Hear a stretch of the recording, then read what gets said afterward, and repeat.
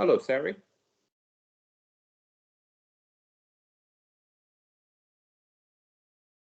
Hello. Just say hello. Yeah. How are you? Fine, I'm fine. Thank you. Yeah. Thank you for Thanks. coming. Yeah. And thank you for attending. Yeah.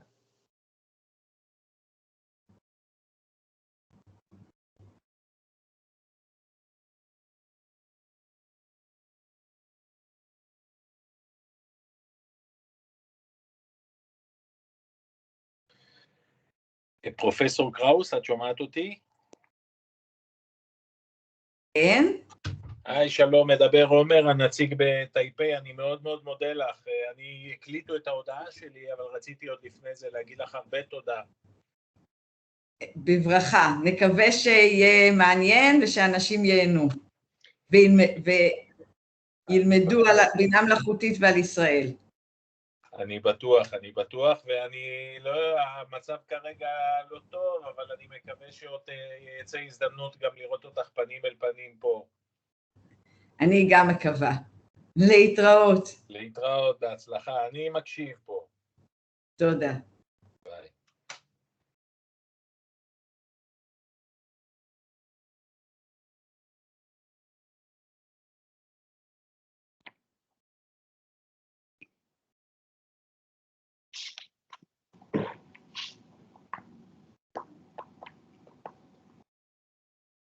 好，大家好，欢迎大家在星期天的下午跟我们一起参加这一次人工智慧中的专业线上讲座。那我们很荣幸可以邀请到以色列巴伊兰大学电脑科学系的 Sarit Kraus 教授，作为主讲人。那在讲座开始之前，有几个事情要请大家帮我们配合，分享一下荧幕。这边可以看到说，在讲座进行中，请开启您的镜头。虽然我们今天讲的是人工智慧跟机器人，但是我们有这样坐在一起，有实际上看得到彼此，也有像是坐在一起听讲座的感觉。那第二个是，除了发言问答之外，请全程都关闭您的麦克风，避免产生杂音，让我们这样子听的大家都比较清楚。最后一点是，如果有任何的问题，欢迎善用 Slido。那我们的这个号码是601162，或是留言的功能来互相交流。Okay, so welcome everyone. We would like to first thank you all for signing up and participating in today's expertise in the field of artificial intelligence online webinar. We are delighted to have Professor Sarit Kraus, a professor in computer science at Bar-Ilan University, Israel, as our speaker today. Before the talk starts, there are a few notes we would like to make. First, we would like to invite you to have the camera on throughout the talk. Secondly, please have the microphone turned off to ensure we have no echo. And lastly, if you have anything you would like to ask the professor, please go to Slido with the code 601162 and ask questions. This link to Slido is also posted in our web chat. I will post it right now.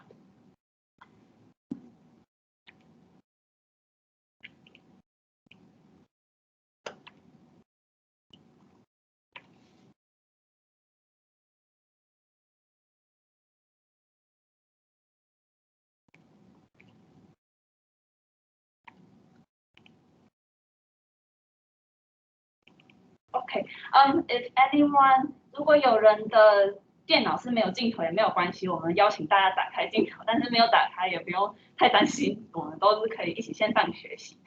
好，那在现在我们就先欢迎我们这次我们邀请到的 Kraus 教授，还有以色列驻台办事处的代表，在讲座开始之前对，我们会先邀请代表帮我们讲几句话。那在这个的话，大家也可以看到科教馆的馆长今天有到现场。So we can see the general director from the National Taiwan Science Education Center. We can say give a little wave to say hi. 我们可以挥挥手和彼此打一下招呼。OK， 好，很开心看到大家。好，那我们现在就先来看一小段以色列办事处代表为我们录制的影片。So now we will watch the video from the representative of the Israeli office in Taiwan, Mr. Kaspi, to say a few words.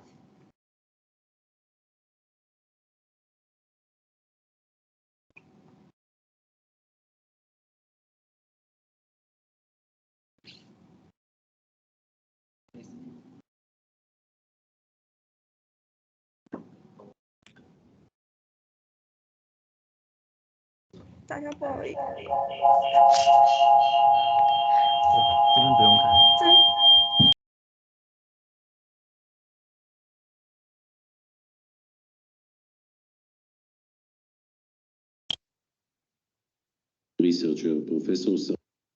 Good afternoon. I am Omer Kaspi, the representative of the Israeli Economic and Cultural Office in Taipei. Today, we are excited to present you with this lecture by an Israeli researcher, Professor Sarit Kraus, who is teaching computer science at the Bar-Ilan University in Israel. She is known for her contributions to the field of artificial intelligence and human-agent interaction and won numerous international awards in these fields. This lecture is given as part of our exhibition of the Israeli inventions, which is displayed now in the Taiwan National Science Education Center.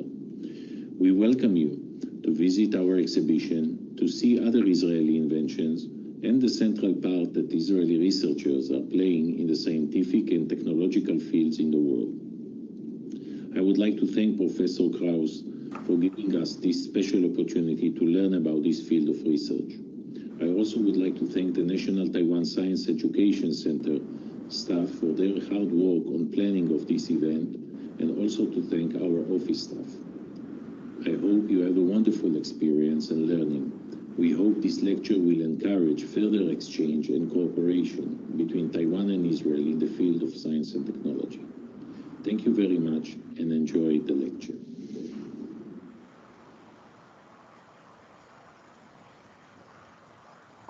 好，我们有看到刚刚的这个影片，那我们也邀请代表挥挥手，那跟我们打个招呼。So we've watched the video and we would like to invite the representative to just give us a little wave and say hi to everyone who participated today. I think yes, we see that. Thank you very much for the video and the words. 那我们现在就接着邀请科教馆的大家长刘馆长来，就是帮我们讲几句话。好，谢谢各位线上的朋友因为大概很欢迎各位在线上来学习今天有关 AI 科技的最新的发展因为本来这个演讲应该是到馆里面，到科教馆本身来办那因为疫情的关系，所以改成线上来处理的话，我想说应该是一样的效果因为我刚刚有那个 Kraus 的那个教授的，他的内容都非常精细。然后我们这个起源是应该我们在7月、8月的时候，在馆里面有办一场以色列发明展，大概一两百项的这个发明的现在的发明里面，大概以色列重要的大概可以看到差不多蛮多的内容是以色列人所发展出来的，所以这个部分要先非常感谢以色列在台北以色列经济文化代表处的科处长来促成这一件事非常的谢谢他们。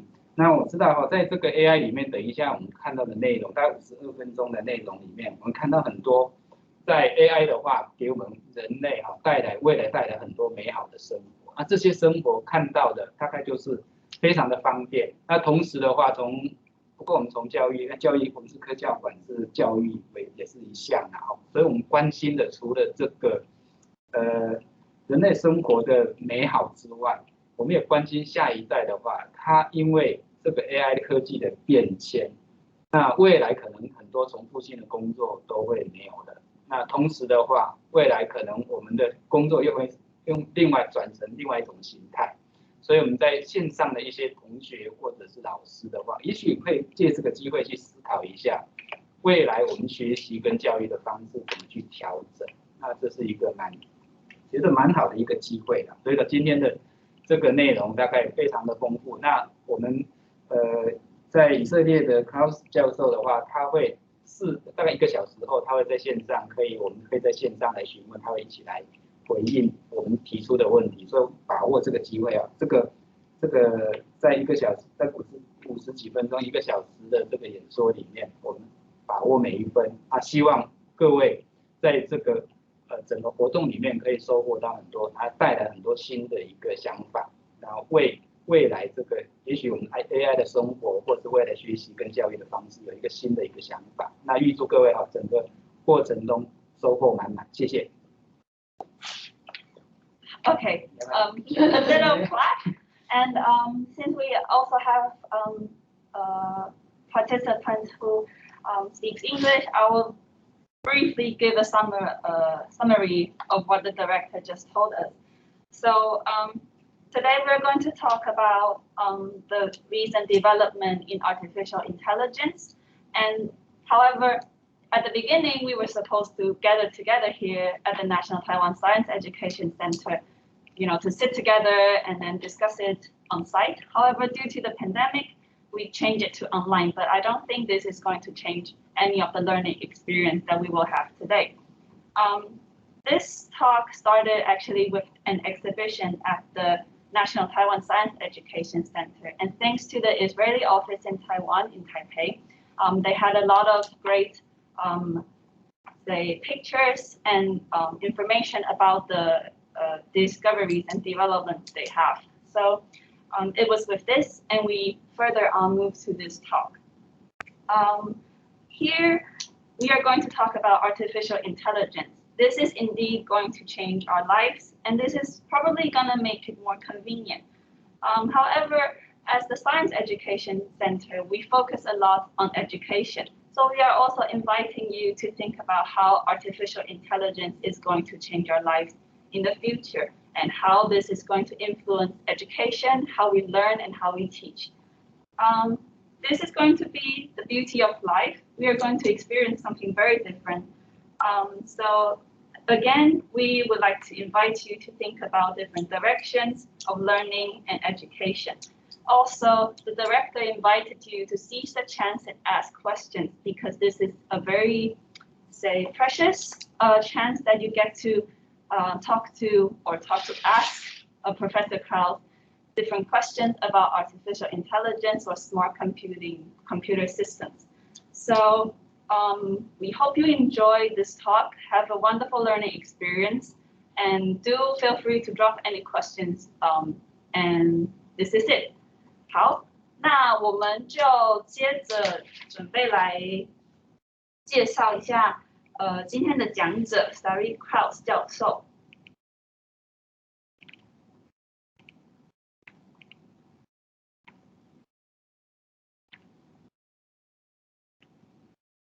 好，那今天的这个讲座是由 Sarit Kraus 教授来主持。那他除了是巴伊兰大学的电脑科学系教授之外，也曾经获颁美国计算机协会的 Athena Lecturer 这个奖。那这个奖是颁给对于电脑科学有重大贡献的女科学家，所以是非常高的一个荣誉。Okay, just a short introduction about the speaker. Professor Sarit Kraus is an expert in computer science, and her enthusiasm is recognized by several awards, including the ACM Athena Lecturer Award.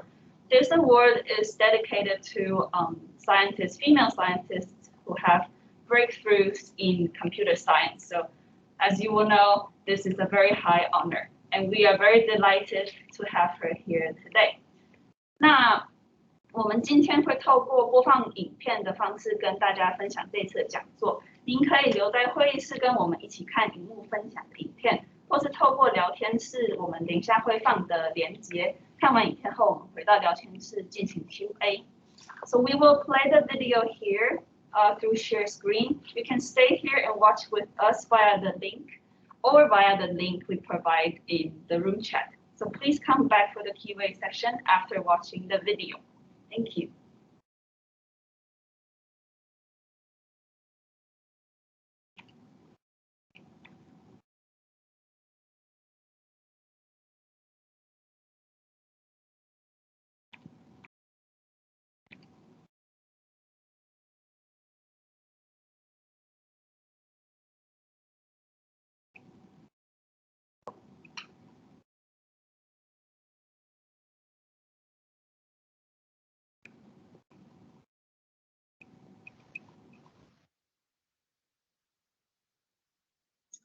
Hello, my name is Sarit Kraus. I am a professor of computer science at Bar-Ilan University in Israel. And I would like to talk to you today on intelligent computer agents that interact proficiently with people. What are these automated agents? When I refer to automated agent, I refer to intelligent computer systems that are autonomous, know how to plan, adaptive, able to learn, cooperate with other agents or people, and can face adversary when needed. What these agents can do? These agents can support people, they can replace people, and they can be trained can be used for training people in complex tasks. So, for example, agents that support people. So over the years, I developed many agents for them. I had a joint research project with General Motors when we developed agent computer intelligence systems that were helping the driving in electronic car to set the climate control system such that they will save energy, but will also feel comfortable. More complex situation is the agent that support the passenger in autonomous car. You know, when I'm driving in a car as a passenger and my husband drives, so when I tell him, be careful, he understands perfectly what I mean and slow down. But we would like the autonomous car also to adjust themselves to the human passenger. In another setting, we have a system that is running in LAX, in Los Angeles Airport, since 2007. There, the agent supports the security personnel of the airport in deciding where to locate and when random or unexpected checkpoints. And it helps them in catching, for example, drugs and arms and other problems. Recently, we had a project with the Israeli police where we help them decide where to locate, randomly locate cruisers in order to decrease the number of fatal and other accidents. Another example is of an agent that helps people in dating web pages, dating services, online services, in deciding who to approach on the web. If we're going back to cars, so, you know, autonomous cars today can drive by themselves. And there are currently two models how humans will be involved in autonomous cars. We have two models. One is that the person is sitting in the car, you know, reading, watching videos, and then when something goes wrong, she or he will hear, beep, beep, please take over, and they need to immediately take over, leave what they are doing. And our agent will know when the person is ready to take over or not ready, and when it's not ready, in advance, it will warn him. If I have time, I will talk about this project. In another setting, there is teleoperators that when something goes wrong, they are taking over the car and driving it from apart. And here again, agents helps human operator to perform their task. In another project, you'd like in a similar manner, how one operator will manage a large set of drones and will help the drone achieve their, which are autonomous, achieves their goal.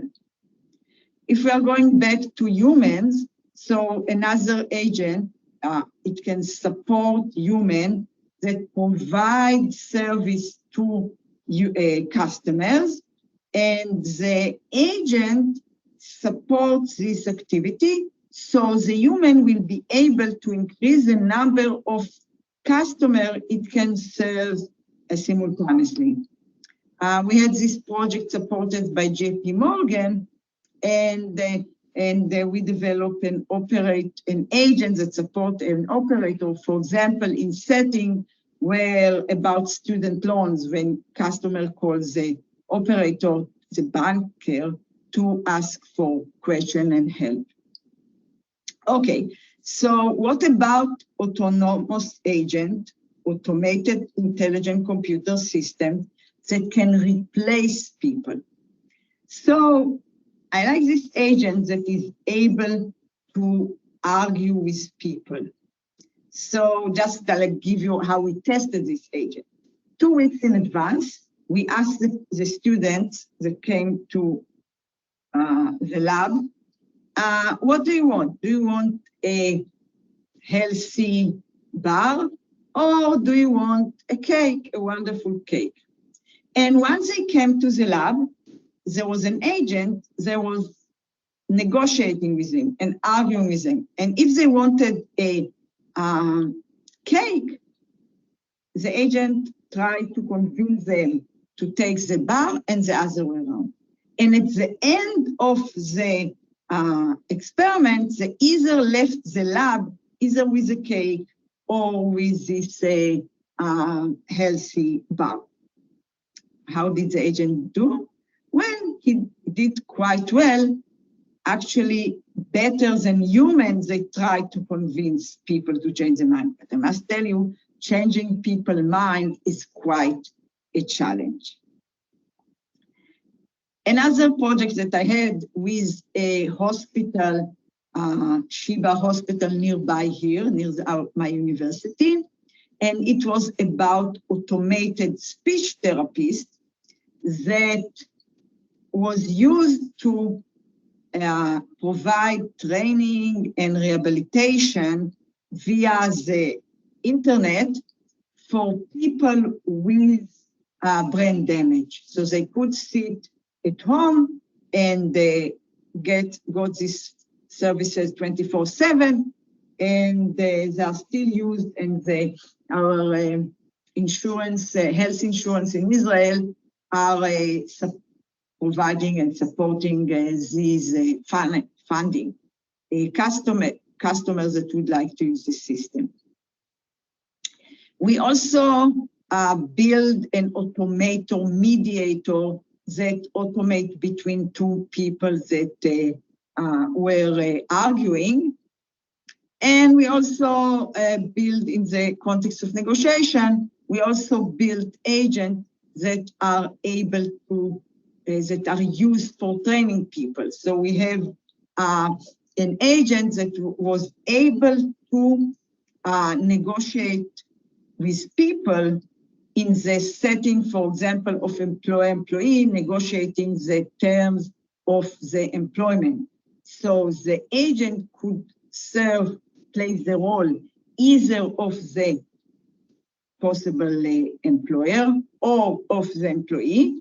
And that way, for example, employer, before going to an interview or negotiation on the terms of his employment, could practice by negotiating with our automated agent, with our automated employee, an agent that plays the role of the employee, of the employer. So employee, automated employer, employer, automated employee. So here is the way it is look. The negotiation was done in chat, and they negotiated in free language, in English, and we ran this actually experiments in various countries. We ran it in the US, in Israel, and in Egypt. Another project was for training was to develop an agent that can play the role of a suspect in a police interview. And the idea was that young police officers could train 24/7 while interviewing our automated our automated suspect or witness. This was extended to a European Union project where we build a environment where a team of international investigators can train together in order to investigate, to conduct a joint international investigations. So I told you about many applications of computerized agents, intelligent agents that interact well with people. But the question is, what is common to all these agents? What is common to all this research that I'm conducting? So in all these settings, the first step is to try to predict users' behavior. If I'm able to predict the human behavior, and especially human decision-making, it will allow the agent to choose its best action. For example, in the negotiation, if the agent can predict whether the human will accept its offer or not accept its offer, it can help it in deciding which offer to make. In speech therapist, my agent would like to mimic the speech therapist. So if I can predict what will be the clue that the speech therapist will give to the brain injured person, it could mimic it and provide better service. Or if we will think of another in the car, in the autonomous car, that where the human driving is reading, I would like the agent to be able to predict whether the human is ready to take over or not. And only if it predicts that it is not able to take over, only then I will tell him, the agent will provide warning or do something like this. Okay, so predicting user behavior. Why it is so difficult? So, well, I'll tell you the truth. People are very annoying. They always ruin my experiments. Why? Because people do not follow optimal decision strategies. They are sensitive to context. They lack knowledge of their own preferences. They are affected by the complexity. They interplay between emotion and cognition. And they have problem of self-control. So predicting what a human will do is very difficult. How we do this? So we always start with data. Then we use machine learning. And then we use the models that will build on the person. We integrated it into our optimization problem and solve the problem. So I assume most of you heard the concept machine learning, but it's always important to remind ourselves what machine learning is really all about. So there are two types of machine learning. There is supervised learning, where there is a teacher that provides examples, annotated. In a minute I'll say what is annotated. Provide example for the learning. In our cases, it's the automated systems, the automated agents that learn. And there is unsupervised learning, where the agent is moving around and collecting data. Let's focus on supervised learning. What does it mean to learn in a supervised learning setting? Well, okay, this is just 60 seconds. To explain this, of course, I can give a whole semester course. So in machine learning, almost always, we learn a function. And in supervised learning, we learn a function from examples. And we learn a function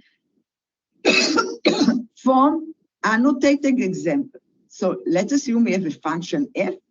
Annotated example will be x and f shall x. And this sounds complex. No. We actually, in elementary school, we already learned functions. So the functions, the linear functions that we learned when we were young was very simple. The function was in the form ax plus b. And we were given two examples, two annotated examples, what is x and what is fx. And from these two examples, we were able to determine the features of this function. And here the features are a and b. So we have two examples annotated because we had the x and the f of x, and we were able to learn this simple function. In machine learning, we learn much more complex function. For example, we would like to know if two pictures are pictures of the same person. So it will get yes if it is the same person, and we would like to say no if it's pictures of two different people. How many examples do we need to learn such a function? Probably 3 million examples. 3 million, two pictures with the label yes or no, yes or no. 3 million. Okay, there are now more efficient algorithms that can learn with 1 million examples. So for what they are doing, so they are giving you two examples. They have example of positive, these are two pictures of the same person, and they are pictures of not same person, yeah? And today, machine learning algorithms that learns from example, from 3 million examples, get accuracy that is almost 1. It gets 0.9986. That means they are really rarely make error, really rarely mistaken. And they are much better than humans. Humans had more difficulties than this algorithm that learns a function where there are two faces, two pictures belong to the same person. And these algorithms, these machine learning methods, they are using neural networks. So I assume if you heard about machine learning, you probably heard about neural networks, and you heard about deep neural networks. So what is a neural network? Neural network is just a way to present a function. As originally we have a function ax plus b, but here when we are trying to represent the function of the faces, we need much more difficult, much more complex, with many, many parameters and features to represent the function. And these neural networks look like this. You have nodes, we have the neurons, and you have edges. And the neurons, what they are getting, they're getting input either from outside or from another neurons. There are weights on the edges. A neuron, a node, computes the weighted sum of the inputs, compute some simple function, and put the output. And this output goes either outside as a solution to us or to another node, okay? These are the nodes. And all these agents, they are associated with weights, like the A and the B. And the machine learning algorithm learns these weights from the examples, the annotated examples. And deep learning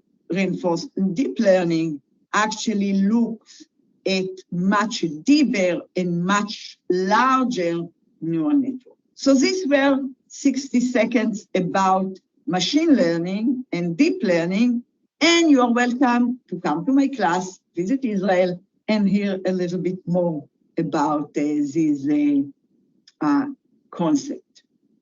But let me go back to my agent. These agents really uses machine learning to build a model of the humans.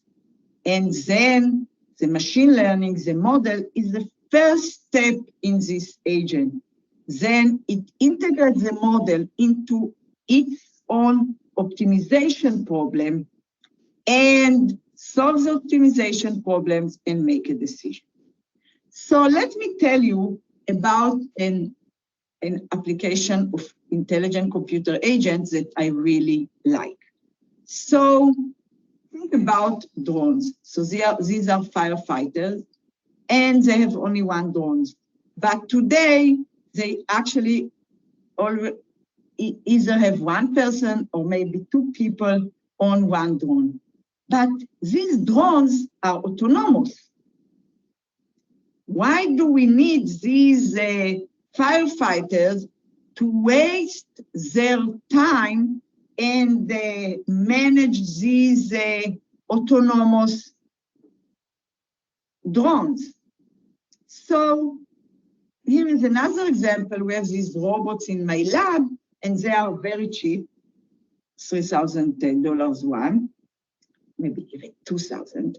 And they are autonomous. They are moving in the lab, and they are trying to find objects. So why do we, you can think about rescue search and rescue application, but you can think about them also as drones. So why do we need humans? These agents are autonomous. So we need humans in this setting for three reasons. One, because these robots are quite often malfunction. They have some problems, both these robots and drones. And then when there is some problem, we would like a human to get involved.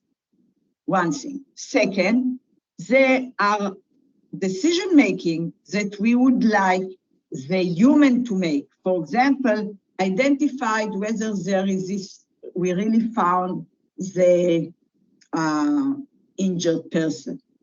Okay, so, or if we are talking about shooting, we usually don't want a automated system to decide whether to shoot or not. So then we need a person when the owner of the robots would like the human to make a decision.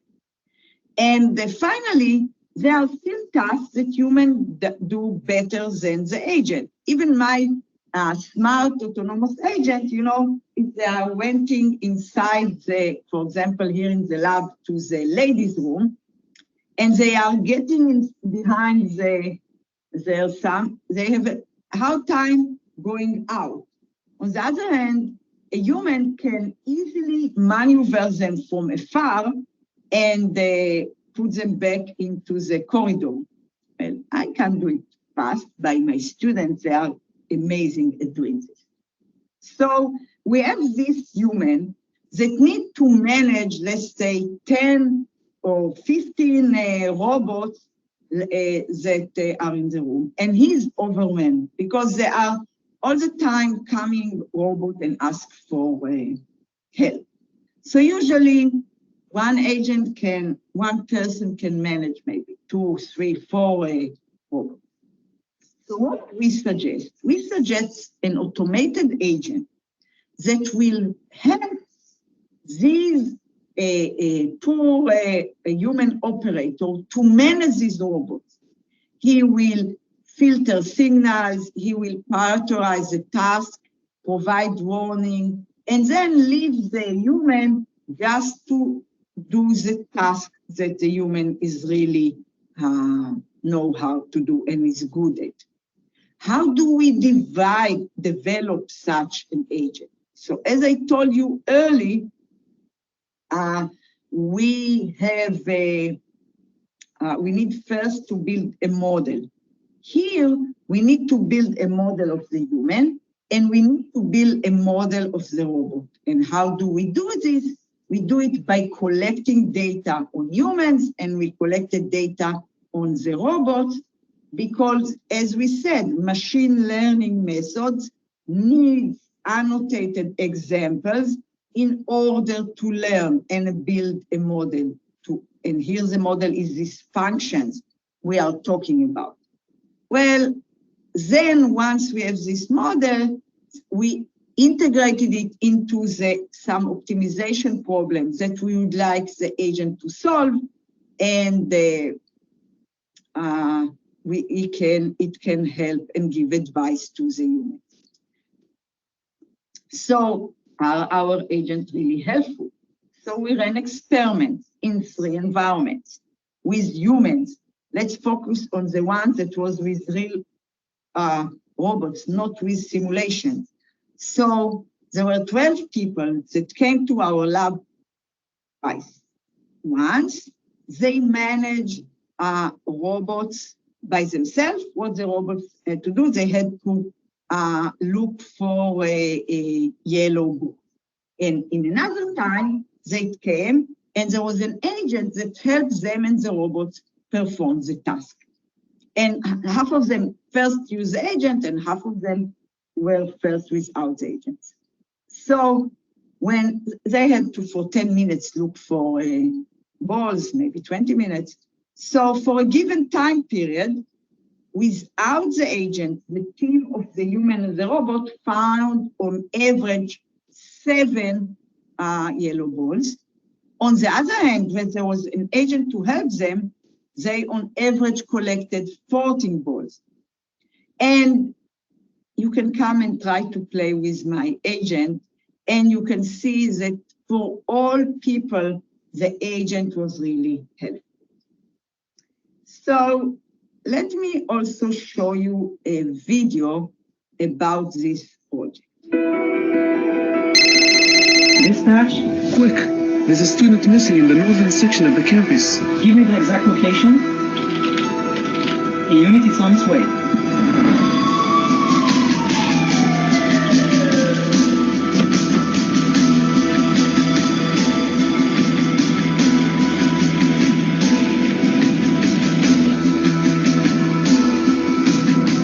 In disaster environments, both the victims and the rescuers' lives may be in danger. Robot technology can provide solutions.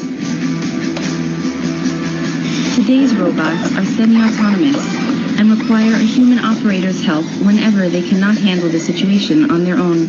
Move Agent 3 away from Agent 4. Move Agent 4 away from Agent 5. Manually drive Robot 6 to a better... The fast-paced, simultaneous streams of data from multiple robots can be overwhelming and can be a grueling task for a single operator. Your robots are too close together. Spread them around. Your robots are too close together. Spread them around.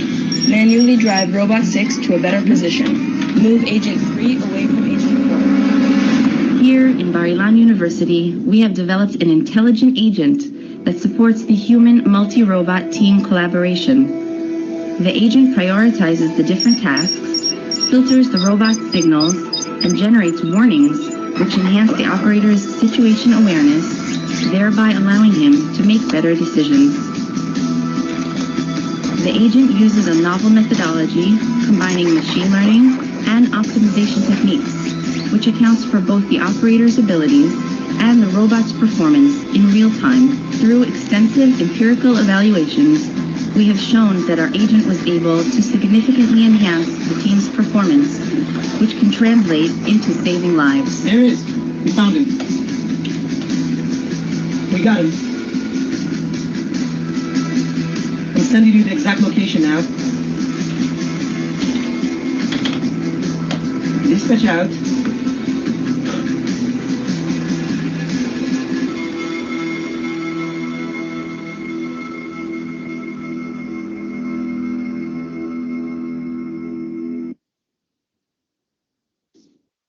So I'm very proud of my students about this project and this work. This video won each KAI. This is an important conference video competition in the robotic category. Okay, so this was about an agent supporting human that managed a large set of robots or drones. But I would like you to now think about that instead of the robots, they are humans. And let me tell you how this project that I would like to tell you about started. So at the beginning of the COVID-19 epidemics, this was a year and a half ago, more than that, okay? My brother, who is a neurologist, okay, that he is expert in kidneys and dialysis, was very worried. Why he was worried? Because he manages a dialysis unit, several units, and people need to do their dialysis regardless of the epidemics, regardless of if they are sick. If they are not doing dialysis, they will die. On the other hand, he was very worried that the dialysis nurses will get infected and will not be able to provide the service to the patients. So, and he told me, the number of dialysis nurses is limited. Why? Because after you become a nurse, regular nurse, then to become a dialysis nurse, one need to study additional 3 years. So they don't have many of them. So what they did, first they trained all the doctors to be able to serve as dialysis nurses. But then he came to me and he asked, can your agent do anything? And then I had an idea. And the idea is, why won't we do this? If there will be a problem, we will take regular nurses and they will handle the patients. We will build an agent that will be able to provide them with instruction, the usual regular instruction, and when something goes wrong, it will be able to answer easy questions. But then, when there will be a complex question that a simple agent will not be able to solve, the question will be moved to a dialysis nurse that will sit somewhere protected, and she will be able to see what's going on using these cameras, and she will look and provide the regular nurses with support to perform their tasks. So they were very happy with my idea, and we applied to funding, but then the reviewer said, no, by the time you finish building these agents, the epidemic will be over. And they didn't give us the funding. Since then, we could have built several such agents, and we are still having the COVID. And to tell you the truth, I still can't come and give you the lecture face to face. So what did this what did these people do? Okay, so I must tell you that my brother actually, they solved the problem by using a mask and being very careful, and none of their team was infected, while many of their patients got infected. So, but I was thinking, you know, this idea of a person, an agent, an expert, and an agent is actually also useful in other settings. And this setting is when we are providing home hospitalization. So there are some people that are less trained that provide the service, and there could be an expert at home that could provide help when needed. And there will be agent who will support all these activities. So to start with project, we said, okay, running experiment in hospitals is very difficult, but can we look at a simpler setting where we can really run experiments and try our person? And then I thought, well, in a similar setting, we have situation where we need a technician. And today, there are many ways to do it by ourselves. However, sometimes something goes on. So I bought a new router, Wi-Fi router, and I need to install it, but something goes wrong. So what I'm doing, I'm calling to an operator who helps me setting this router. Or I have some problem with the computer. I can look at YouTube and found some instruction. But what should I do when something goes wrong? And similar with the installer, and with other things. So I said, let's look at this problem. So in order to work on this problem, we said, okay, let's simplify it, and we developed a sandbox environment where we can try our agents, and we decided the simulation of a game of piecing building when the person needs to do all sorts of things in this simulation of building computers, etc. And there are instructions, so we have instruction for the human customers that trying to do these things. And when something goes wrong, so when something goes wrong, there is some expert that the human that performs the task can consult and get help. So we decided to build two agents. So there is an agent that supports this person. It can answer easy questions, and only difficult questions are moved to the expert that sits somewhere above. So if the expert is all the time looking at the person performing this task, but this task can take an hour, he's managing. But I don't want him to manage only one person. I would like this expert to manage, I don't know, 10 customers simultaneously, because most of the time, this agent is answering the question of the customers. Only rarely we need to answer, but then this getting complex, and we also would like to build an agent that will support the expert. So this was our idea. So first thing, when we face such a situation, we build a formal model of the case. And in this case, we used queuing theory as our formal model. And we wanted to use the formal model in order to answer questions such as, how many users can a single operator handle and provide good service? When there is an agent that helps him.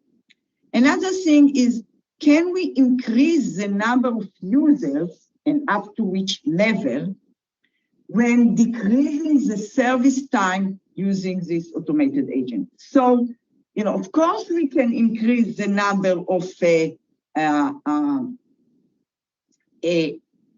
customers that a single operator can handle.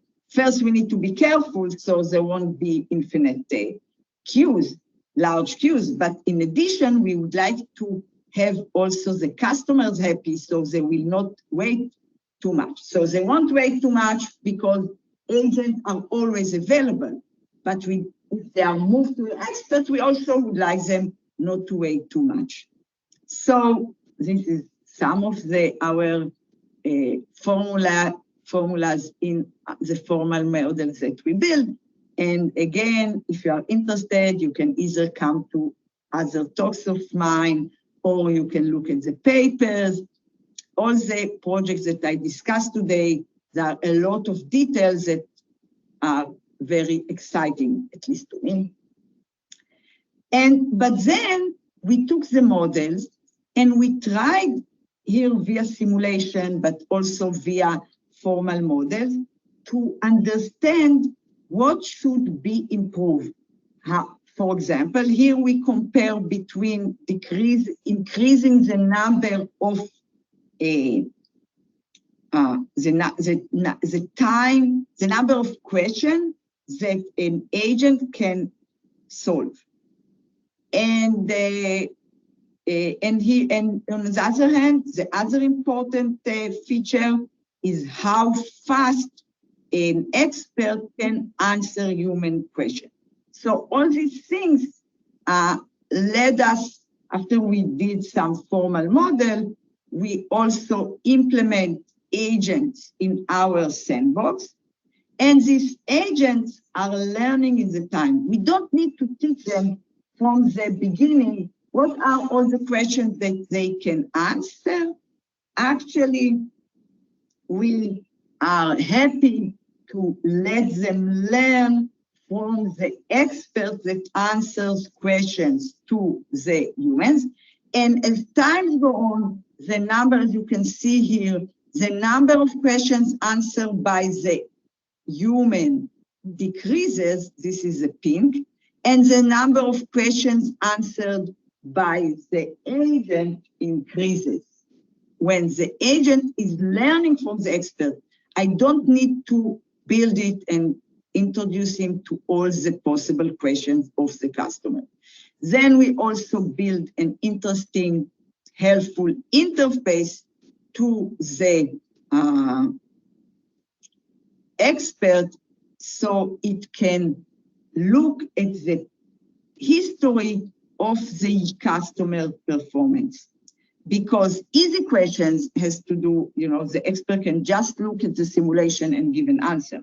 But a lot of time we are not doing something good. I am arranging, I'm setting the router, and there were instructions. And in instruction 2 out of 10, I did something wrong. Only when I get to step 8, something doesn't work. So then I call the expert. The expert needs to know what I did wrong in task 2, in step 2. And that is what our system allows him to go directly to different steps. And this is again done automatically. So these are agents that support humans performing tasks and an expert giving them advice. And I hope that eventually we will be able to deploy such agent in home hospitalization. Okay, I promise that if I'll have time, I will also talk about these agents that support a driver or a passenger in autonomous car. So we have this person that is reading books, and what we would like our agent to do, we would like the agent first to predict, are the person ready to take over? What do we mean by ready to take over? You know, will it be able at all to take over? Either when there is an alarm, you know, please take over, or sometimes there is a need to take over when the car is not aware that there is a need to take over, and the person should be able to do it anyway. So this is intention. Then I would like it to do the takeover very fast, so the car will not bump into something. So I would like to predict how much time it will take him to take over. And then the quality, I would like that after the taking over, the driver will drive safely, not, you know, because he's taking it so fast, move into a different lane. And then if the agent predicts that the driver is not ready to take over, I would like the agent to provide a gentle warning. You know, please put more attention, or put more attention to the road, or stop doing non-driving relevant tasks. This is if it's really tough, you know. You can't read now. You need to focus on the road. Or on the worst case, I can tell the driver, stop the car and wait. So this is what the agent needs to do.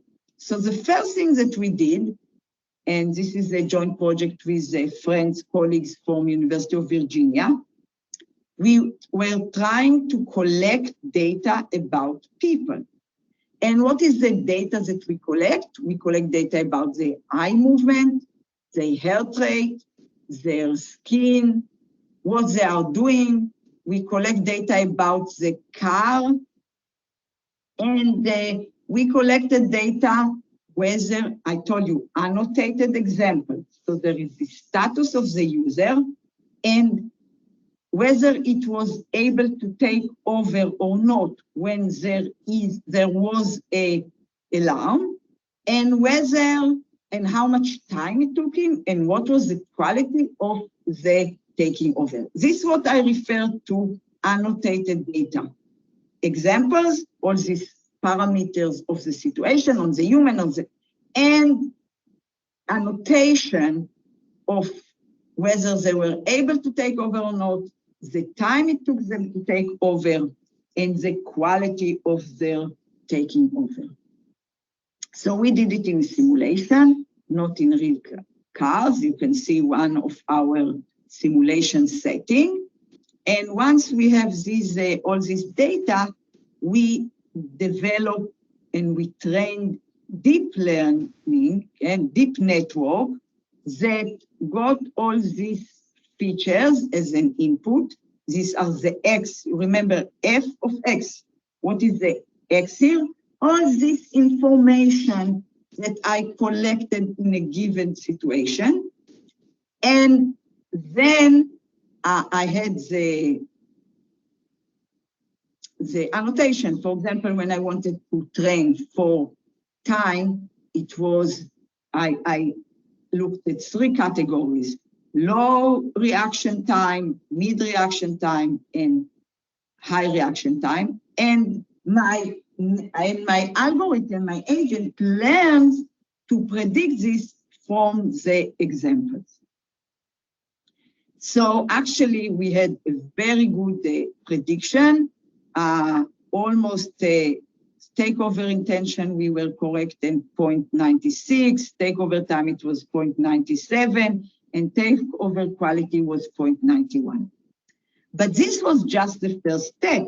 You know, given this prediction, the agent need to make a decision what to tell to the humans, whether to tell him to just warning, whether not to warning, whether to tell him to put over. And again, we had to collect data. We had to collect data and make a decision how these warnings or action of the agent will influence the human situation.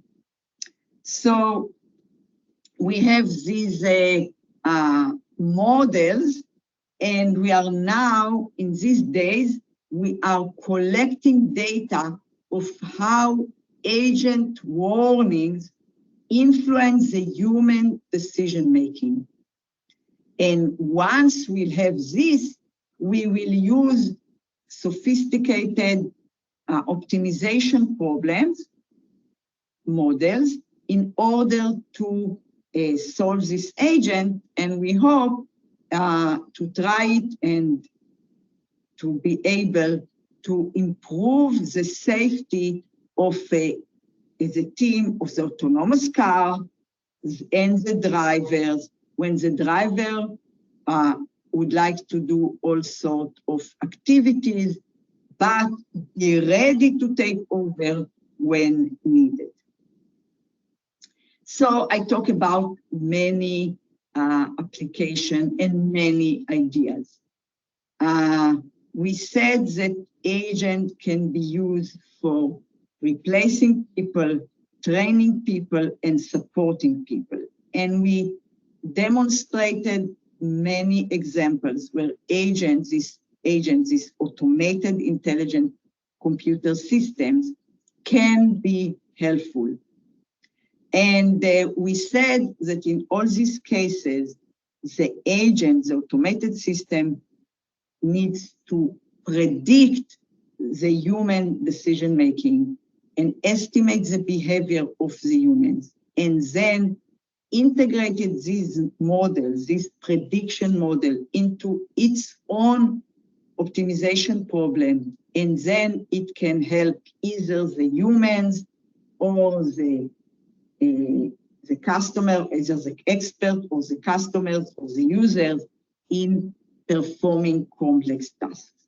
And all these agents, when I said it wasn't really I had many human students that are extremely helpful and very smart. And all these projects are involved, many of these students, great students and programmers. And I will be glad when the COVID will end and either you will come to Israel to visit us and you can come and play with my robots, or I'll be able to come and visit you and bring my robots with me. Thank you.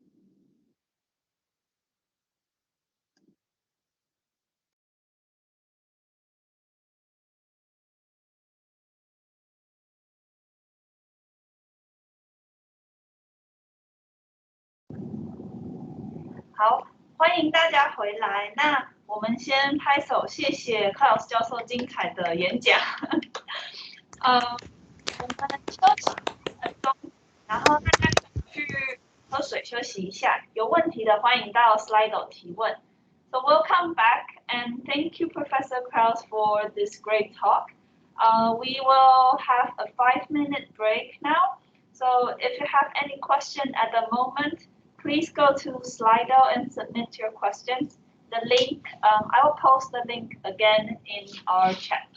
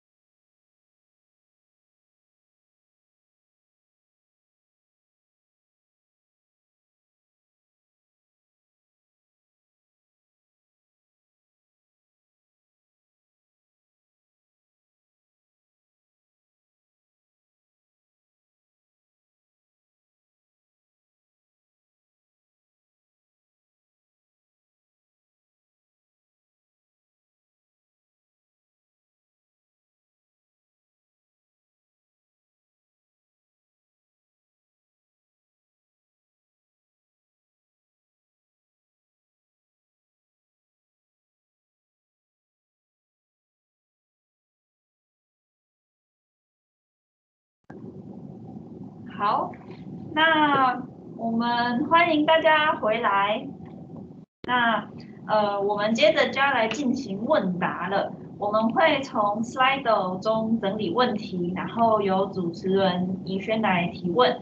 那翻译，我们今天请到了很优秀的翻译 Mark， 知道 Mark， Hello， 对，可以跟我们打个招呼。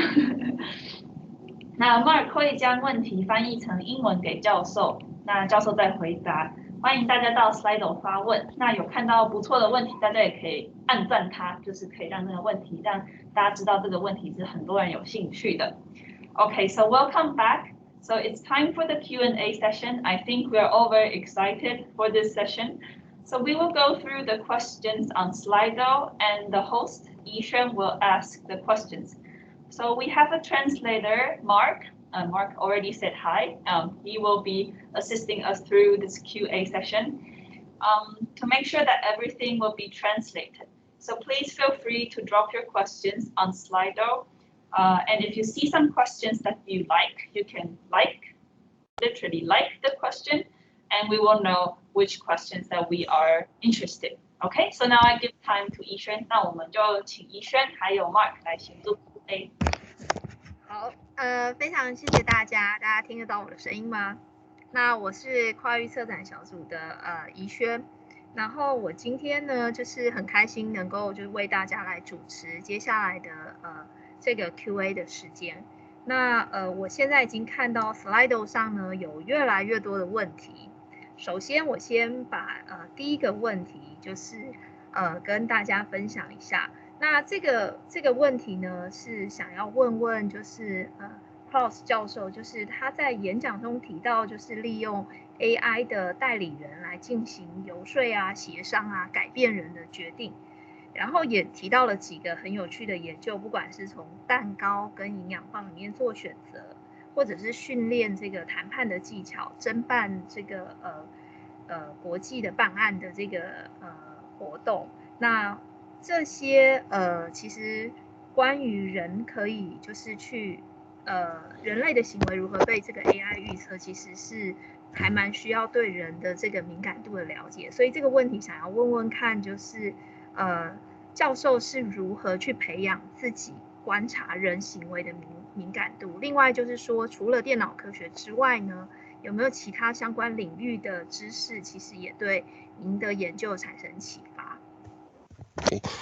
Professor Kraus, for the first question, in your lecture, you mentioned that you train the AIs with skills of negotiation and how they can change human decisions. So, for example, to persuade them to choose the nutritional bar instead of the cake. So for these type of skills, say for negotiation and persuasion, you really need to have a very deep knowledge about people. So how do you increase your sensitivity to the people and understanding human behavior? And also, are there other areas of knowledge that would also be helpful in doing this kind of project?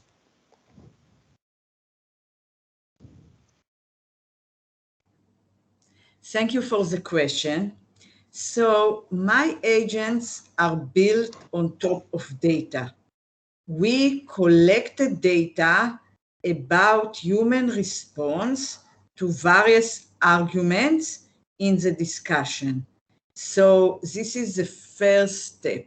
Second, we usually get advice from psychologists and other experts in humans decision-making in order to define the features that are known in psychology and other social science studies about human decision-making.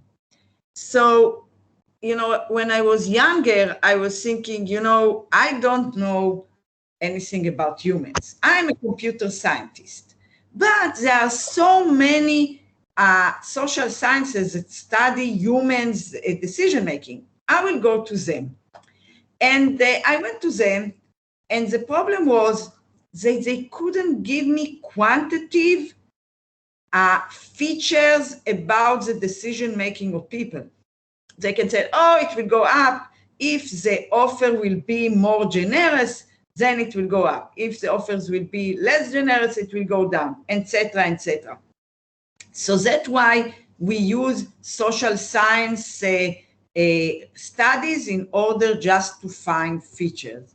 So that's one thing. And I said again, data is the main way where we use to predict human decision making. 好的，所以就像我们之前在影片里面有提到的说，其实我们最主要的就是要先去收集数据哦。这一部分的数据就是关于呢人针对很多不同的论点，他们会有什么样的反应，它其实都可以作为一种量化的方式，这是第一步哦。那第二步呢，我们也会去寻求很多心理专家啦，或者是说一些关于人类决策行为的这个专家他们的建议。那比如说我们去问很多社会科学家，因为我以前呢早期的时候，我觉得我专门是做电脑的，其实我不懂人，所以呢我就会去问社会科学方面的专家，他们在这方面其实是做了很多的研究的，只是说呢他们的研究呢没有经过比较多量化的这个步骤，他们可能提到就是说如果呢你提供这样子的一个条件的时候，可能行为上会有一些的变化。那所以呢，我从他们的这个研究当中呢，再去找到一个量化的一个方式。那所以呢，就像我刚刚提到，收集数据是第一个原则，运用数据的方式来去做出预测。以上是教授的回答。好，那非常谢谢 Mark 的翻译哦。那接下来这个问题其实跟刚刚那个问题有关哦，因为就是Professor 这边提到就是关于 data 这件事情是一个很重要的一个基础。那所以我们的听众就问到，就是说目前其实有很多的研究会提到，就是数据里面可能包含了偏见。那您在研究当中是不是有去考虑这些偏见的存在呢？那当我们就是去训练这个协商或谈判的工具啊，甚至是雇主跟劳工之间协商，那这些训练它会不会让就是能力掌握在有权力的人手中呢？我觉得这是一个很有趣的伦理问题。那再请那个 Mark 帮我们翻译一下。So the second question is that now many studies have shown or has pointed out that there could be bias in the data. So now the AI has these capability where it's trained to do negotiation, to do interrogation, or to facilitate talks between employers and employees. Do you think there could be a situation that such power would fall in the hands with those of those who have power already? Okay, so there were two questions, and I will first answer the first one and then the second one. So the first question is about bias in the data. And I must tell you, yes, you know, we built this agent and we ran it using actually US students and people data. And then we ran it in Israel and in Egypt. And we realized we need to improve the agent and use more data for each of the different cultures, especially, well, Israelis were quite similar to US subjects, but the people in Egypt were quite different. And we had to adjust the agent to them. 好，这个问题呢可能分成两个部分。那我先回答第一个部分。的确这个数据里面呢会有一些的偏见，因为我们呢在做实验的时候，我们主要的使用的这个数据的来源其实是美国，但是呢我们实验的范围呢是包含了美国、以色列还有埃及。那其实美国和以色列的文化会比较接近一些，所以这个数据用上来没有太大的问题。可是呢在埃及的话，因为其实文化是不太一样的，然后所以呢我们在针对埃及就要做比较多的一些调整。Okay, go on, please.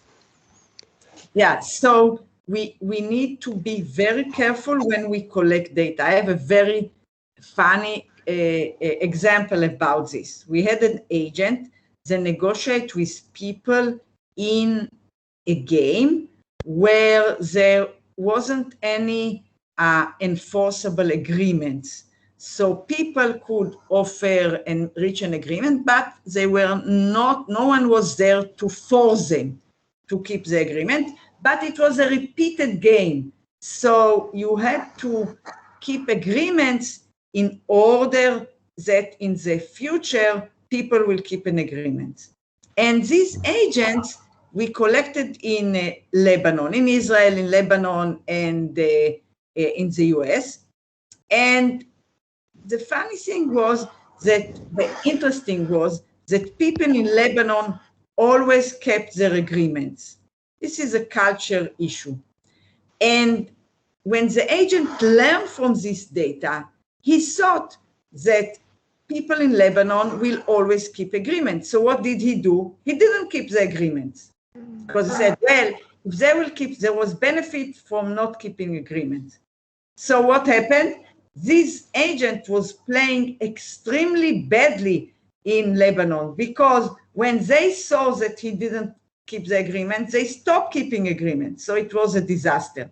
So we had to collect data on how people respond to others that don't keep agreements. So this was an extreme case to demonstrate that you really need to be very careful when you collect data and trying to use variation of settings in order to keep agreements and to order, sorry, not to keep agreement, in order to learn about humans' decision making. 所以我们在收集数据的时候呢，就要非常的小心。那其实我是有一个例子可以分享的。我们有一个代理人的一个 agent 呢，我们是运用在一个谈判的游戏当中。那它里面其实是有一个协议，但是并没有一个强制的一个执行力的。所以呢，就是说他们用 agent 还有人去谈出一个协议，但是事实上并没有一个强制力来让大家来去遵守。所以呢，在不同的情境之下，就出现了不同的情况这个游戏就是说你要一直不断的重复下去，但是呢，你要都必须要达成一个协议，或是要有人去遵守，这个游戏才能进行下去，不然的话它就无法进行。那这个实验呢，我们在黎巴嫩、以色列还有美国都做了，然后黎巴嫩的人其实是非常遵守协议的，可是呢，反而 agent 看到说黎巴嫩的人都这么遵守，他反而不遵守协议了，那以至于呢，他们在黎巴嫩的这个游戏呢，后来就这个结果就越来越难玩下去，因为呢，黎巴嫩的这个 user 呢看到 agent 是没有遵守协议的，所以他们也就决定说不再继续遵守协议下去。所以在这个情况之下，我们就看到说，我们也去收集了很多的这些相关的数据，关于说这些使用者呢，他们没有去遵守协议的时候，会产生一个什么样子的一个反应。那所以这个就是很多不同的情境出现了不同的结果，它也会导致了一些在收集数据上面的一些偏见，这也是呢要非常的小心的。Okay, please go on. Okay, so now let's go back to the other question, whether I'm worried that our technology will be used for bad applications by bad people. Well, as you notice in my talk, I demonstrated many applications where my agent can help humanity and help people. This is my goal. Of course, any technology can be used also for bad applications. And it's our goal, maybe not the researcher, but the government, the community, is to try to protect the community, the people. But I don't think that this should prevent us from developing technology that is good for people. Let the regulations and the authority and the police make sure that it is not used for bad use. 好，回答关于第二个问题哦，会不会落入这样的能力会落入这个坏人的手里面？那当然，我们在这个演讲当中看到所有的这些应用，其实都是来帮助人，我们希望能够做好事，这是我的目标。那当然呢，这个技术绝对还是有可能哦，会有一些不良的这个应用，不过呢，我相信多数人的目标都是希望能够提供大家在生活上面的改善，提供这些的保障。那所以呢，我觉得科技的确我们还是要持续的推动，持续的发展下去。那我们希望呢，借由好的立法，那也有这个社会的力量，还有警方的力量呢，能够去维系，不让这些的技术呢落入一些不良的使用当中。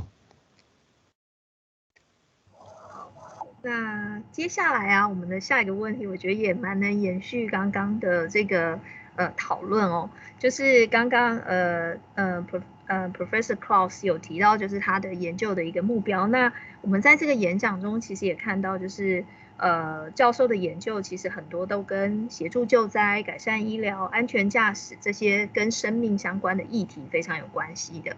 所以想要请问，就是说，通常你怎么开始一个研究问题？有没有特别的偏好呢？那你有没有做过比较无厘头的一些研究或实验？那下一个问题，也跟就是大家蛮感兴趣的问题哈，就是如果我的背景就是是艺术或人文领域的人，那我要怎么样去实际上融合或应用这个人工智慧的技术呢？那有没有什么样的建议？ Okay, the next question. And so in your talk, you mentioned most of these research project focuses on disaster relief, medical care, or safe driving. They're pretty much all life-related issues. And do you have your preferred topics?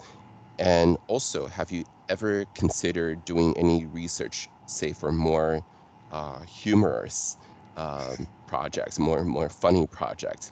And also, for those who have backgrounds in arts or humanities and who wants to get into the field of AI, what are your advices?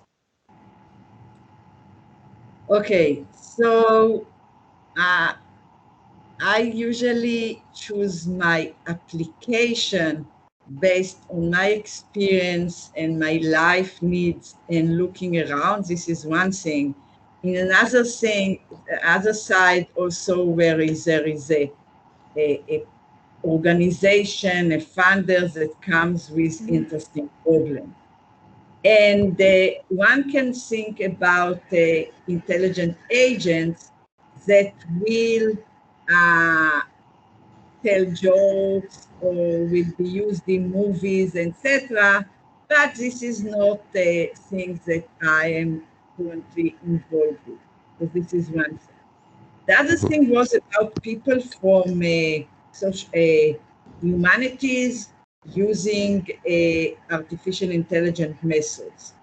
So one can distinguish between two cases. One is the use of artificial intelligence for literature or research in humanities. So actually I had someone called me last week and said he's interested in using artificial intelligence for studying ancient Jewish law. And there is a lot of way to use artificial intelligence in this. It's not as a researcher, but as users. So in such a case, we need to find funding to hire a programmer and computer scientist that will help you doing the application. In order to be a researcher in artificial intelligence in computer science that is developing the research, you need to have a background in mathematics and computer science. I see artificial intelligence as an algorithmic research area, and that's why you need computer science in math background. 好，那其实呢，我所选的这些研究的主题其实大概都是跟我生活中所看到的东西相关的，或者是说有某个组织呢，或者是一个赞助的单位呢，他们有提出一些相关的研究领域的这些提问来找我，那我会做。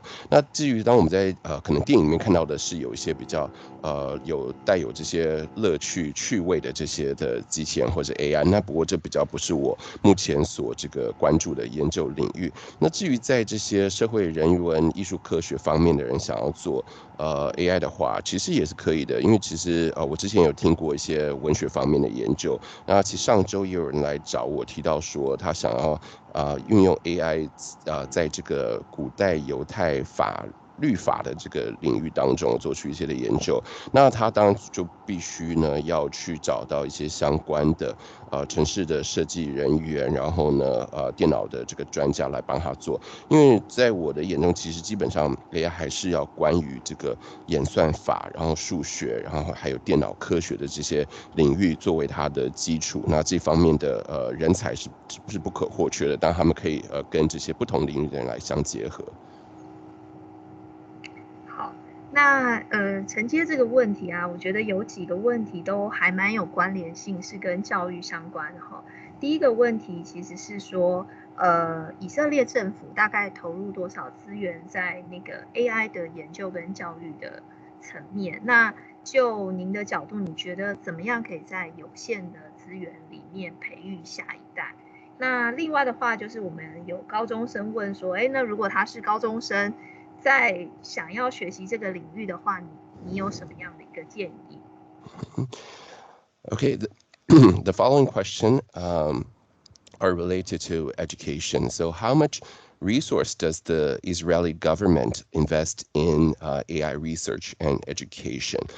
And with limited resources, how do you think we can stimulate innovation and nurture the next generation? And there's also a question from a high school student asking about what kind of advice would you give high school students if they are interested in the field of AI? So I think Israel don't put enough funding and efforts in artificial intelligence. I was involved recently with a government committee that was put together in order to advise the government on how to and what to invest in artificial intelligence. It was a committee that included people from industry, academia, and government agencies. We submitted our report a few months ago, but in Israel there was no budget for a while, and now some of our recommendation is incorporating the new budget that will be confirmed and approved soon. So first, we need to see other countries. They are putting a lot of money, especially in mainland China. They are putting so much money and effort into artificial intelligence. And let's just stop now and then I'll continue. 的确在以色列这个投入的资源，我觉得是相当不足的。其实我参与了一个政府的相关委员会呢，里面呢是有很多不同来自学界产业的专家，提供相关的建议给政府来去做 AI 方面的投入。其实我们几个月之前呢就有撰写好了一个报告交出去，但是呢政府在当时其实并没有预算的。不过后来呢是有拨了一笔预算，现在正在要审核通过当中，所以其实我们的这个投入的资源，我觉得的确是相当不足的。那比起像是中国他们其实在这方面投入的这个人力还有这个经费呢是非常的庞大。The question was about how to learn about artificial intelligence in various. That was a continuation. So I think in high school, students should focus about basic capabilities like math and physics and these areas, they can also start learning about algorithms and computer science. And this is the basic for any study of artificial intelligence. So you need to know well how to program, and you need to know well math, because machine learning eventually is using mathematical models in order to train for example, the neural networks. And on top of this, we have algorithms for the training, and we have algorithms for the agents. So if I was in high school, I will focus on my basic capabilities. Then I will learn computer science algorithm, and then I will be ready to learn about artificial intelligence. It is true that today there are all sorts of automated tools that help you do artificial intelligence, but this is only basic. And if you want to do something serious, you are better off there is no shortcut in this way. You need to learn the basic until you become an excellent artificial intelligence researcher and programmer and data scientist. 至于在高中的话呢，我的建议当然还是在基础能力的培养方面，不管是数学、物理，然后呢，还有在电脑的科学方面，这些都是非常重要的。那因为其实呢，我们讲到这些 AI， 其实它就是你要有非常强的在数学方面，在这个编写程式方面的这些的基础。那其实因为它就是关于这个神经网络的演算法，所以这些呢，就是我认为的确在高中的时候呢，必须要打好的基础。那当然呢，现在是有一些自动化的工具能够帮助大家做这些 AI 的设计，可是呢，它能做到的只是一些基础的功能。你如果想要做到更进阶的这个东西的话呢，那你必须呢，真的要从基本功打起，这是没有这个捷径的。好，那我觉得这个的确是一个就是大家可以思考的问题就是怎么样在这个鼓励学生能够打好这个基础上面，然后让未来这个 AI 可以有更深入的发展跟做出你想要的样子。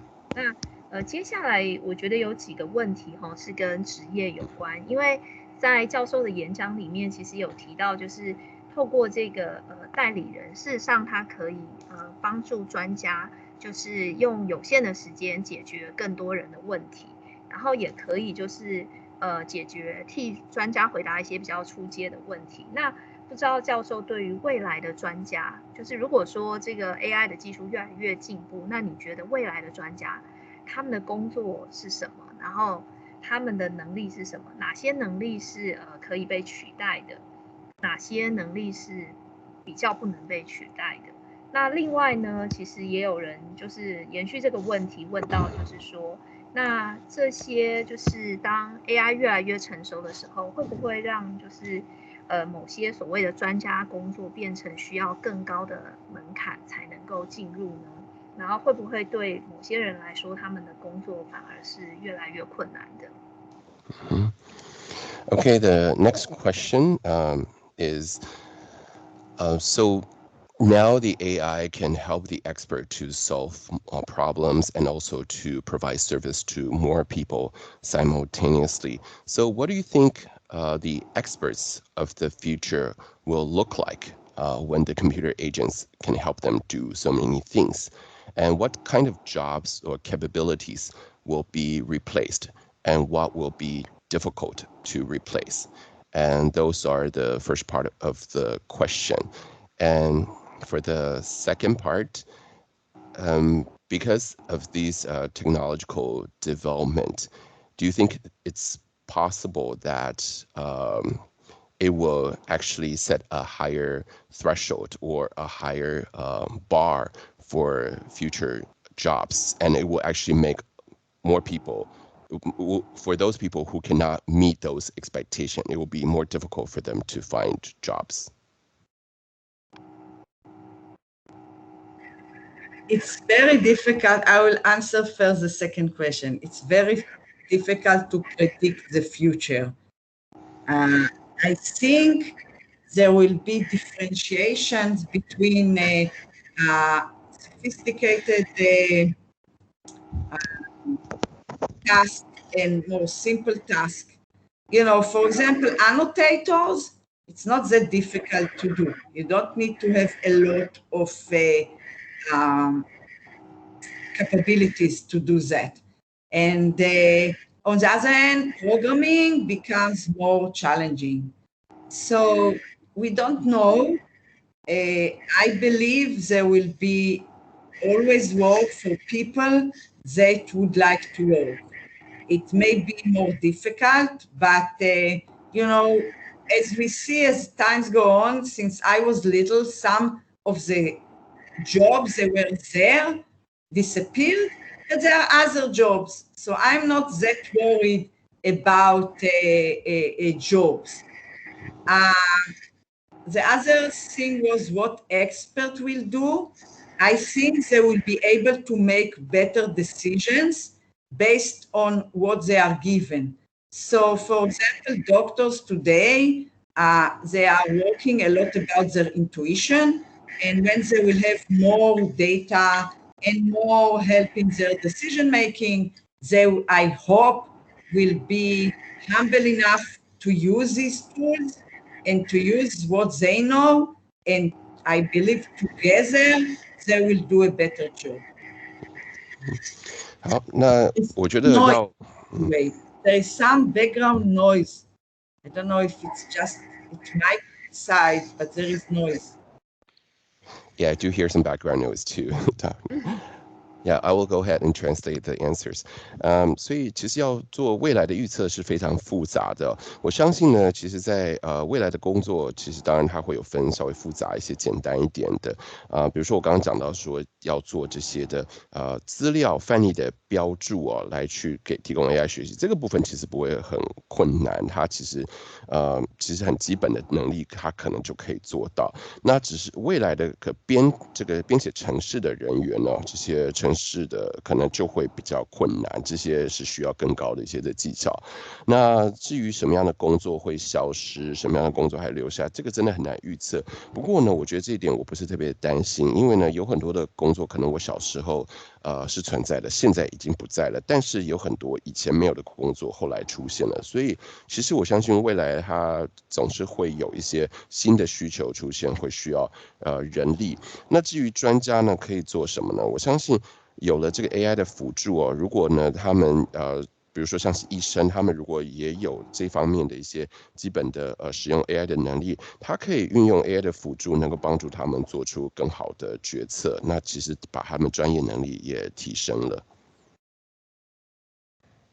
好的，那承接就是这边有几个问题呢，其实是跟隐私权蛮有关系的问题就是包含说就是教授在做研究的时候有没有担心，就是自己的研究里面有就是涉及到这个隐私或者是骇客或者是安全性的问题。那另外就是说目前有些越来越多的国家会使用这个监视器嘛，然后去追踪人脸啊，或者是辨识罪犯，但是似乎也有一些报道会显示说，这里面是不是有特意追踪少数的族群啊？那像这样子的隐私问题跟技术的发展，就是不知道教授有没有什么样的想法，可以给我们一些分享。The next question is regarding privacy. Do you have any concerns over privacy, hacking, or security in your research? And we know that in a lot of research projects that would involve security cameras that could do facial recognition and in order to track down criminals. But we also heard cases when those cameras are used on targeting particular minorities. Joe, do you think, have you encountered or have you considered any such issues regarding privacy and security?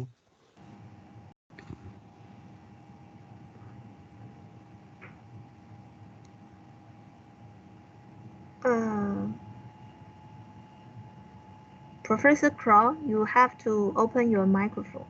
Yeah. Oh, sorry. Yeah.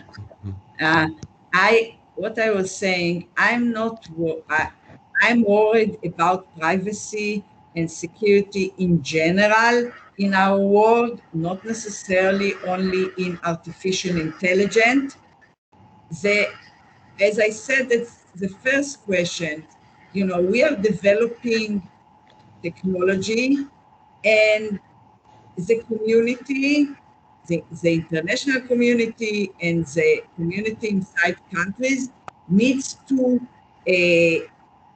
try to form the settings where it will not be used for adversarial and bad use. But personally, I have research about protecting artificial intelligence models from adding biases and things like that. But in general, I think it is a regulation and community. And if the country is using the technology for bad use, they can also use other technologies, not necessarily in artificial intelligence. And yes, I'm worried in general, because everybody is, I'm used to tell my family, everything you say, everything you do, somebody can watch you, somebody who can collect it, somebody can use it against you. So you need to be careful what email you send, what WhatsApp you say. You need to know. If you don't want any other person to know it, you can't say it. This is really upsetting thought. I know it, but this is life, and we need to face the reality. 好的，其实呢，关于在隐私还有安全性方面哦，其实我觉得不是只有在 AI 的这个情境当中要担心，其实事实上，有许多的这个科技，它都有可能暴露了我们的隐私或者一些安全性。所以我的这个，我认为不是只有在 AI 的情境当中才是如此。那其实这方面，我觉得当然就必须要靠在国际的这些的社群上面，或者是各国的一些的社群当中呢，我们要去建立起相关的规定或者是限制，就是关于哪些东西是可以使用，哪些东西是不可以使用的。就我所知的，其实呢，许多的有一些的国家，他们其实都可能会利用一些科技呢来进行所谓的这些侵犯隐私权的行为，而不是只有使用 AI 的工具而已。这方面我也有提醒过我的家人，其实呢，任何你所说所做的事情，只要呢它是在你的这个电脑上，在手机上的话，其实都是有可能被人家所看到、所收集到。所以如果你有任何的东西不想被别人知道的话呢，就不要放在网上，不要用 email 寄出去，或是用聊天的软体发出去。那这样说，虽然呢好像听起来是比较是消极的，可是这个就是我们所面临到的一个现状，是我们必须要了解的。好，那我想就是那个Kraus 教授的分享也可以回答，就是大家有问到，就是未来会不会出现这个像电影里面的机械公敌啦，或者是说我们在面对这个有 AI 的时代，或者是说电脑的这些科技应用的时代，其实可能我们在心理或知识上可能要做的一些准备。那下面就是有一个问题呢，是跟这个演讲中的研究有关，就是演讲中有提到这个线上交友软体的辅助系统，那不知道有没有更进一步可以说明一下或分享一下这个专案它的这个内容，或是它的一些有没有遇到什么样的挑战？ Yeah, the next question is regarding the project that you mentioned that computer agents facilitates online dating services. Can you maybe give us more detail about that project, how it provide that service? Yeah, okay. So most of the AI systems today in dating or in Amazon, they are giving you recommendation on what you will like. You know, like what a book I will like, what a computer I would like to buy, or what vacation. And the special case of dating, it's not enough that I would like the person that are recommended to me, because this is two sides recommendations. I'm sending, so suppose they are providing me with somebody that I really, really like, but eventually he's not interested in me. So the fact that I will approach him, it will give me only bad feelings because it probably will not answer, etc. So we studied two-sided recommendation that will be also good for me, that I will like the person, but also the person that, so I'm female. So the male that would like, I would like to approach will be also interested in me. So this is the two-side recommendation. And our model was using method. First, recommendation systems is really well-known technology that was developed for many years. So we are using this type of recommendation, but we also predicted whether the other side will like me and will respond to my message. Because eventually the goal of the dating site was to form pairs. And that's why, that's the way we build this technology. 对，现在这些 AI 已经运用在许多不同的这个网上的服务里面，比如说像是在 Amazon 里面，它会建议你可能会喜欢的书或者是一些其他的产品你可以买。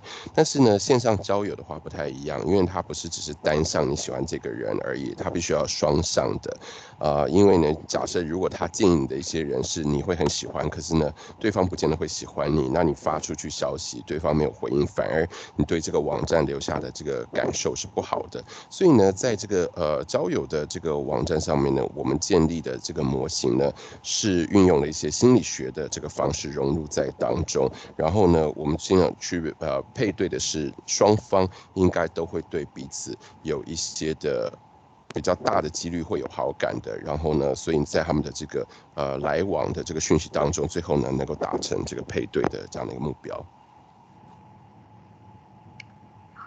我觉得这个非常的有趣哈。那其实我们今天就是大家问了非常多，就是有意思的问题，然后时间也非常有限。那我再把就是几个其实蛮类似，然后可能刚刚比较没有回答到的，但是可能又有相关的问题呢，再请教一下那个 Professor。就是有人想要问，就是关于就是以色列有没有针对高中生做的这个 AI 的教育的内容呢？以及就是如果大学要选择就是从事相关的，就是未来朝向这个 AI 领域发展，在就读的科系上面，您有没有什么样的建议？Yeah, because our time is also running out, we just consolidate some of the questions that are similar. So first one, is there any sort of a specific curriculum designed for AI studies in high school in Israel? That's the first question, high school curriculum for AI. Number two, for those who are going into college or who are in college universities, what would your recommendation be in terms of the field they should study if they want to go into AI later on? Okay, so as I said earlier, artificial intelligence, as I see it, is part of computer science. So one way to go is to go and study, this is for college students, to study computer science. Today, you can also get into artificial intelligence from other fields like, not business school, but operations research and statistics and There are some special program also in Israel for data science, for undergraduate. My idea is you better start with computer science because it gives you a better basis for the future. Who knows how artificial intelligence will look into, in 10 years. And computer science and math give you a good foundation for artificial intelligence. And for high school students, once you finish math and you also studied algorithm and basic computer science, you can learn all sorts of courses in artificial intelligence. There are many courses now on the web and in YouTube that you can listen, but most of them requires some basic math and computer science courses. 好的，针对的大学的方面呢，那事实上呢，当然呢，我们现在是有一些的课程可以上，比如说像是有所谓的这个operational research 一些运作的研究、操作研究，那或者是统计学，那或者是说在这些不同的这个程式语言当中，或者一些数据科学方面，但是我觉得这些都还是比较后面的应用层，真的还是像刚刚所提到的，要把电脑科学领域 computer science 领域还有数学领域的这些基本功要打好，这才是最重要的。那我们在提到高中的课程的话，那的确也是一样有一些上了这个基础的数学，然后还有演算法这个基础电脑科学的课程之外，那当然学生其实可以在网上YouTube 上面去找到一些的相关的内容，但是呢，同样的，他也必须要有一些这个好的这个数学和这个电脑的底子，才比较能够理解吸收。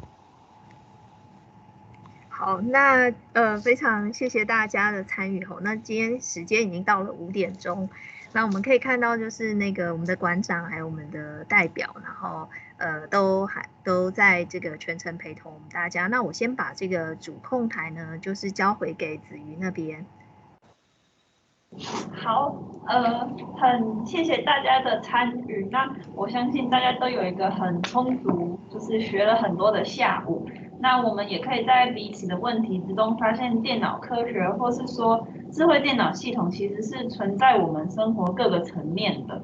那也有很多人问到了关于人工智慧的未来，或是说怎么这样在教学的场域带入这个概念。那我相信教授的回答对我们未来就是研究或是研发课程而言，都会是很棒的养分。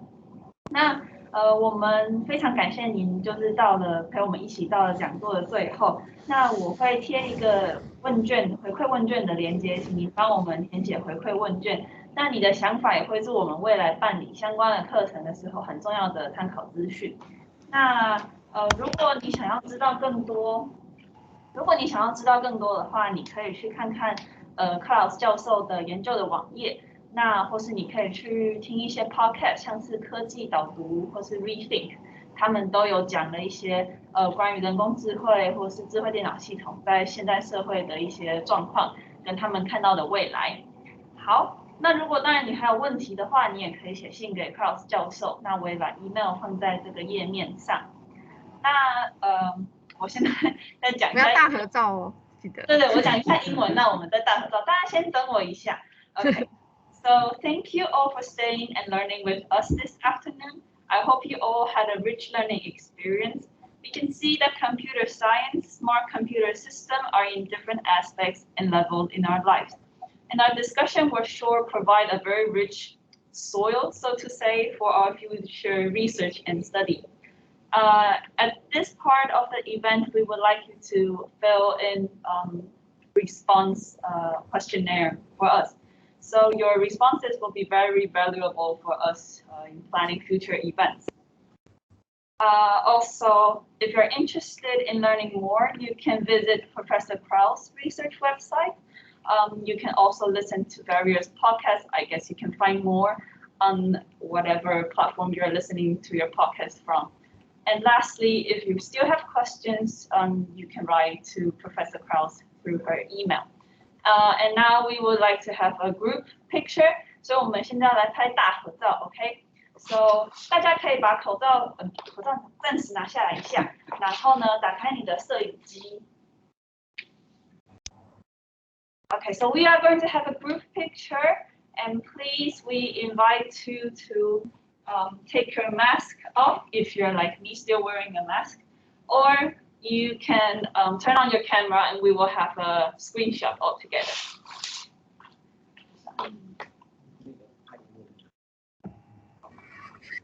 Ready? 1, 2, 3.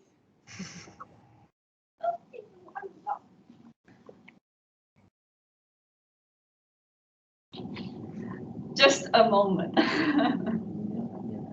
好，1、2、3 ，1, 2, 3, cheese. Okay.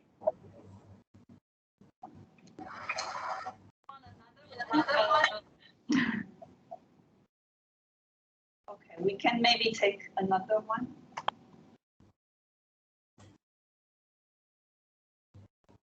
Sorry, just a moment. 大家稍等一下哦，我们再拍一张。好，1、2、3，我们可以比个赞。Okay, you can give a thumbs up. Thank you everyone for staying with us. 谢谢大家跟我们参加了这么长一个美好的下午。那大家稍等我一下，我贴一下这个回馈问卷的连结。Okay, I will post the link to the questionnaire. And you can help us fill in, 好吗？大家请不要吝啬给予我们一些回馈。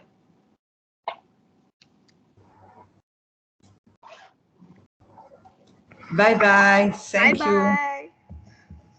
Thank you, Professor. Bye bye. Bye bye. תודה רבה.